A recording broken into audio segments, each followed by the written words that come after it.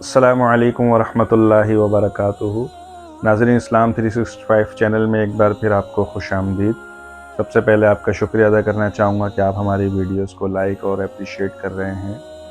آج کے اس سیشن میں ہم واقعہ معراج پر بات کریں گے۔ اللہ سبحانہ و تعالیٰ کا ارشاد ہے، اعوذ باللہ من الشیطان الرجیم، بسم اللہ الرحمن الرحیم، سبحان الذی اسری بعبدہ لیلا من المسجد الحرام الی المسجد الاقصی۔ ناظرین، واقعہ معراج حضور صلی اللہ علیہ وسلم کا ایک بہت بڑا معجزہ ہے۔ سب سے پہلے معجزہ اس کو کہتے ہیں جو عادت کے عقل کے خلاف ہوتا ہے، جو سمجھ میں نہیں آتا۔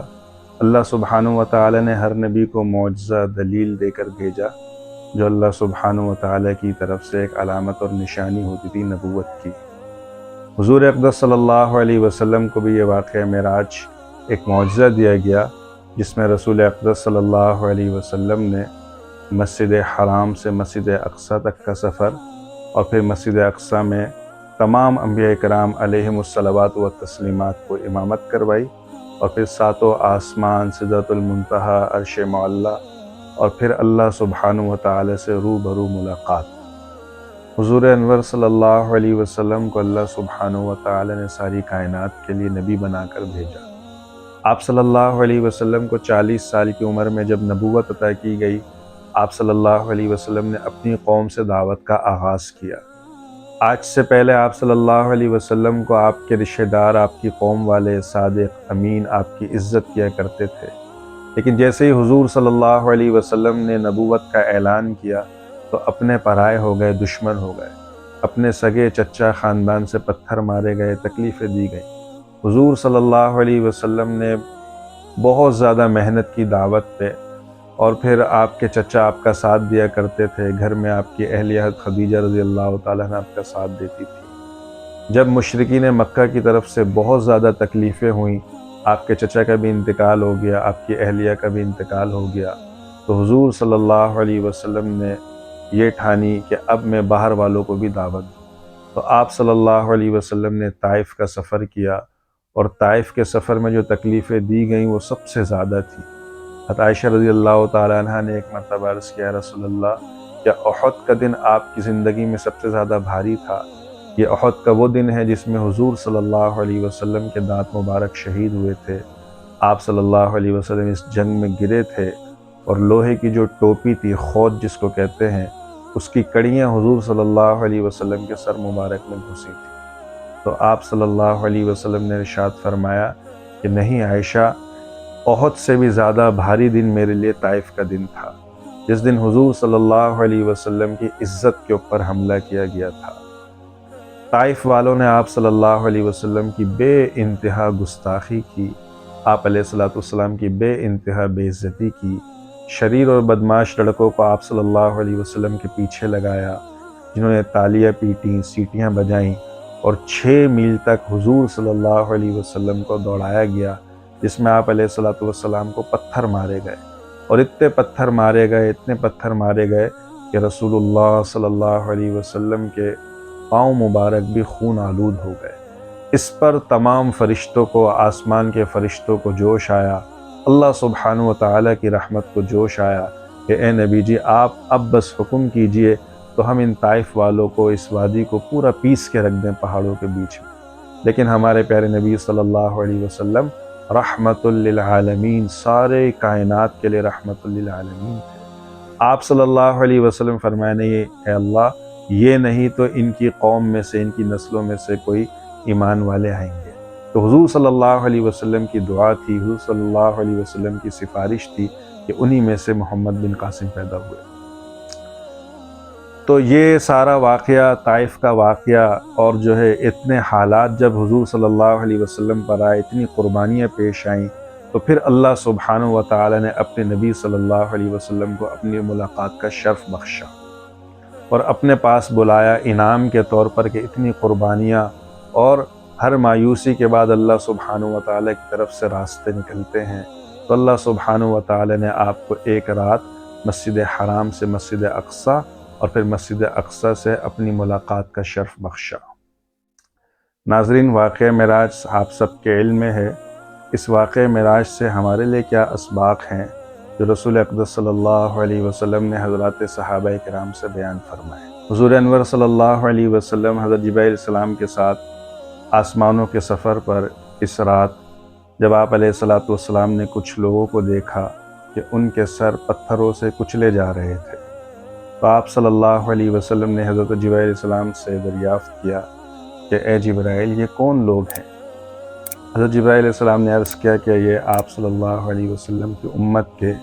وہ لوگ ہیں جو نماز میں سستی کرتے تھے، نماز میں کاہلی کرتے تھے۔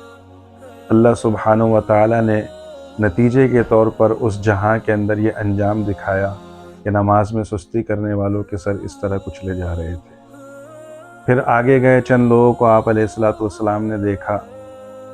کہ ان کے ناخن جو ہیں وہ تانبے کے ہیں، اور وہ اپنے ناخنوں سے اپنے سینے کو اور اپنے چہروں کو چھیل رہے ہیں، نوچ رہے ہیں۔ آپ علیہ الصلوۃ والسلام نے دریافت کیا جبرائیل، یہ کون لوگ ہیں؟ تو جبرائیل علیہ السلام نے عرض کیا رسول اللہ، یہ آپ کی امت کے وہ لوگ ہیں جو اپنے ہی مسلمان بھائیوں کی غیبت کیا کرتے تھے، پیٹھ پیچھے برائی کیا کرتے تھے، تو ان کا انجام یہ ہے کہ وہ اپنے ہی ناخنوں سے اپنے سینے کو، اپنے چہروں کو نوچ رہے ہیں۔ پھر جناب رسول اقدس صلی اللہ علیہ وسلم نے چند لوگوں کو دیکھا کہ ان کے ہونٹ کینچیوں سے کاٹے جا رہے تھے۔ آپ علیہ الصلوۃ والسلام دریافت کیا جبرائیل، یہ کون لوگ ہیں؟ ان کا کیا معاملہ ہے؟ تو حضرت جبرائیل علیہ السلام نے فرمایا یا رسول اللہ، یہ آپ کی امت کے بے عمل واعظ ہیں، جو بے عمل خطیب تھے، بات کرتے تھے لیکن خود عمل سے خالی تھے۔ پھر رسول اللہ صلی اللہ علیہ وسلم چند لوگوں کو دیکھا جن کے پیٹ بہت بڑے بڑے تھے، کمرے جیسے پیٹ تھے، اور ان کے پیٹ کے اندر بڑے بڑے سانپ جو ہے وہ دوڑ رہے تھے، تیر رہے تھے۔ آپ علیہ الصلوۃ والسلام نے دریافت کیا جبرائیل، یہ کون لوگ ہیں؟ تو جبرائیل علیہ السلام نے عرض کیا رسول اللہ، یہ آپ کی امت کے سود خور ہیں، جو سود کھاتے ہیں، ان کا انجام یہ ہے۔ پھر چند لوگوں کو آپ علیہ الصلوۃ والسلام نے اس سفر میں دیکھا کہ وہ بھوکے ہیں اور پیاسے ہیں، اور زقوم اور زریع جو کانٹے دار جھاڑیاں ہیں اس کو اونٹ کی طرح چر رہے ہیں۔ تو آپ علیہ الصلوۃ والسلام نے دریافت کیا کہ جبرائیل، یہ کون لوگ ہیں اس طرح بھوکے ہیں اور اس طرح یہ خبیث اور خطرناک قسم کی جڑی بوٹیوں کو چر رہے ہیں؟ تو حضرت جبرائیل علیہ السلام نے عرض کیا رسول اللہ، یہ آپ کی امت کے وہ لوگ ہیں جن پر زکوٰۃ فرض تھی اور وہ زکوٰۃ ادا نہیں کیا کرتے تھے۔ اسی سفر میں آپ صلی اللہ علیہ وسلم نے چند لوگوں کو دیکھا کہ سڑا ہوا گوشت ہانڈیوں پہ چڑھا ہوا ہے اور اس میں سے سڑان آ رہی ہے، بہت بدبو آ رہی ہے، اور ایک حلال گوشت ہے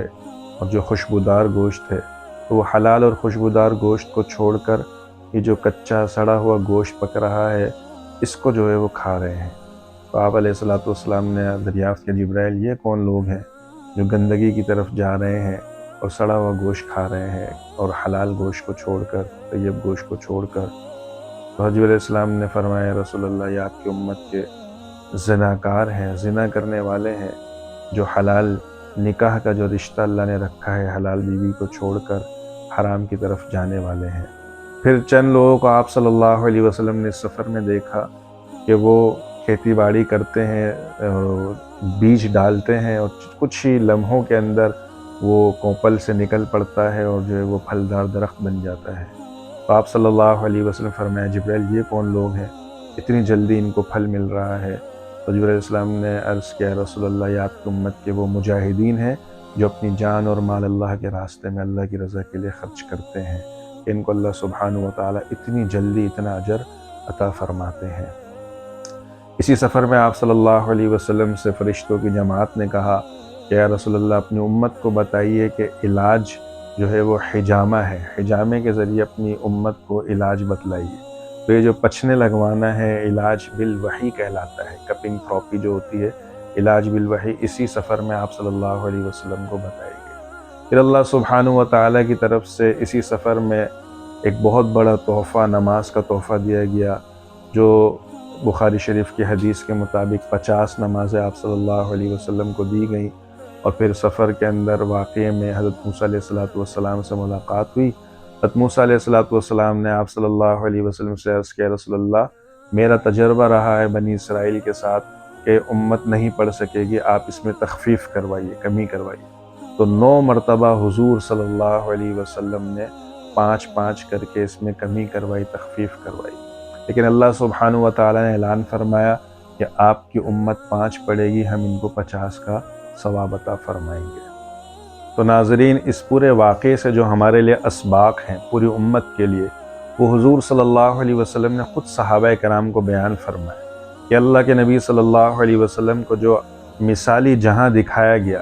جہاں پر گناہوں کی سزائیں دکھائی گئیں کہ نماز چھوڑنے والے کا سر کچلا جا رہا ہے، زکوٰۃ نہ دینے والے کے لیے اس کا بھوکا اور پیاسا ہے، اور وہ جہنم کی جڑی بوٹیاں ہیں ان کو اونٹ کی طرح جو ہے وہ اس کو چر رہا ہے، اور اسی طریقے سے غیبت کرنے والے ان کے ناخن تانبے کے ہیں اور وہ اپنے سینے کو اور اپنے چہروں کو نوچ رہے ہیں۔ اسی طریقے سے بے عمل واعظ، بے عمل داعی، بے عمل خطیب کہ ان کے ہونٹوں کو کینچیوں سے کاٹا جا رہا ہے۔ اسی طریقے سے سود خور جو سود کھانے والے ہیں، جس کے لیے اللہ تعالیٰ کا ارشاد ہے فَأْذَنُوا بِحَرْبٍ مِّنَ اللَّهِ وَرَسُولِهِ، کہ اگر تم اس گناہ سے باز نہیں آؤ گے تو اللہ اور اس کے رسول سے جنگ کے لیے تیار ہو جاؤ۔ اللہ اور اس کے رسول سے کون جنگ کر سکتا ہے؟ تو سود خوروں کا انجام بتلایا کہ ان کے پیٹ کمروں جیسے ہیں، ہال جیسے ہیں، بڑے بڑے، اور اس میں سانپ دوڑ رہے ہیں۔ اسی طریقے سے اس واقعے میں حضور صلی اللہ علیہ وسلم نے خود سبق کے طور پر امت کو بتلایا کہ جو اپنی جان، اپنا مال اللہ کے راستے میں خرچ کرنے والے ہیں، ان کو ایک کے بدلے 700 نیکیاں ملتی ہیں، اور ان کا اجر اتنی جلدی ترقی کرتا ہے کہ بس بیج ڈالا اور درخت بن گیا۔ اس واقعے میں ہمیں یہ بھی سبق ملتا ہے کہ اللہ سبحانہ و تعالی نے ہر حکم کو وحی کے ذریعے، قرآن پاک کے ذریعے آپ صلی اللہ علیہ وسلم کے پاس اتارا ہے، لیکن یہ ایک نماز کا تحفہ تھا، اتنا بڑا عمل تھا کہ اللہ سبحانہ و تعالی نے آپ صلی اللہ علیہ وسلم کو اپنی ملاقات کے اندر یہ تحفہ عطا فرمایا، اور پھر انعام کے طور پر فرمایا کہ جو 5 پڑھے گا میں اس کو 50 نمازوں کا اجر عطا فرماؤں گا۔ تو ہر سال ہم اس واقعے کو یاد کرتے ہیں، اس معراج کے واقعے کو رجب کے مہینے کے اندر، تو جو امت کے لیے اسباق ہیں کہ ان گناہوں سے اپنے آپ کو بچانا، نماز کا اہتمام کرنا، پابندی کرنا، حضور صلی اللہ علیہ وسلم سے سچی محبت کرنا۔ دعائے اللہ سبحانہ و تعالی ہمیں نماز کی پابندی موت تک نصیب فرمائے، اسی طریقے سے جن پر زکوٰۃ فرض ہے زکوٰۃ دینے والا بنائے، سود خوری سے اللہ سبحانہ و تعالی ہم سب کی حفاظت فرمائے، غیبت جیسے عظیم گناہ سے اللہ تعالی ہم سب کی حفاظت فرمائے، بے عملی سے اللہ سبحانہ و تعالی ہم سب کی حفاظت فرمائے، اور موت تک حضور صلی اللہ علیہ وسلم سچی محبت اور کامل اتباع نصیب فرمائے۔ ناظرین، اگر آپ کو ہماری ویڈیوز پسند آ رہی ہیں تو ضرور ان کو شیئر کریں، لائک کریں، سبسکرائب کریں اور بیل آئیکن کو پریس کریں تاکہ ہر نئی آنے والی ویڈیو آپ تک پہنچ سکے۔ وآخر دعوانا ان الحمد للہ رب العالمین، والسلام علیکم ورحمۃ اللہ وبرکاتہ۔